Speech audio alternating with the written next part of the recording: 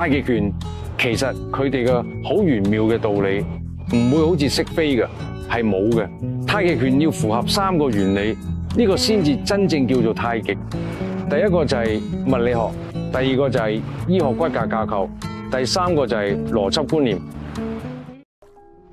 大家好，我叫莊家，而家住喺加拿大，已經退休啦。我練太極拳已經有20年啦。而家都市人嘅生活節奏太快，普遍都面臨健康上嘅問題。我展開咗一場全球之旅，去尋找頂尖嘅武術大師。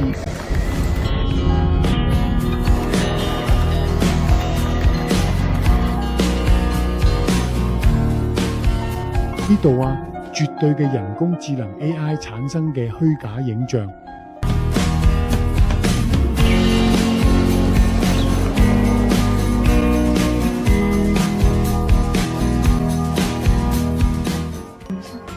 我建立呢個頻道，純粹係因為我熱愛太極。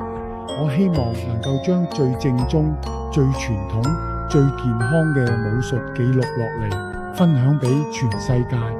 如果你都想遠離都市壓力，改善健康，佢就要留意精彩嘅影片啦。接落嚟會有更多嘅自唔同國家嘅大師登場。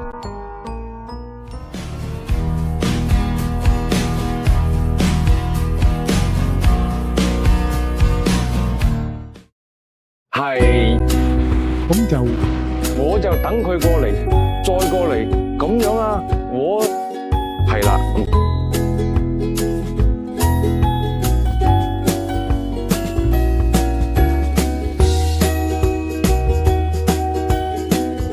你咁樣打你有力量，根本你唔使轉體，嗰個叫平移，平移嘅呢個。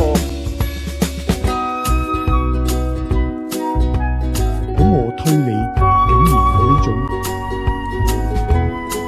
物理咧，就係太極，就係喺物理上就好似一個地心吸力或者向心力、離心力、作用力、反作用力或者氣壓，令佢組合。以前咧，因為清朝以前嘅物理名詞咧，所以帶好多嘢都寫到好似好文言文，你哋唔明，但係將佢轉換成而家物理嘅就明啦。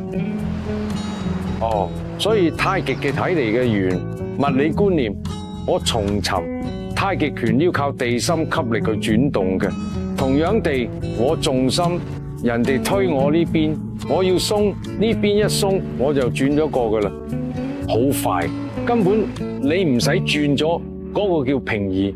我哋講究太極，講究嘅係軌跡，唔係靠你自己想壓落去，嗰啲係死壓，好似你好穩咁，呢啲係死勁，呢種勁係唔喐得嘅，好似好穩，但係真正要用嗰陣就唔靈活啦。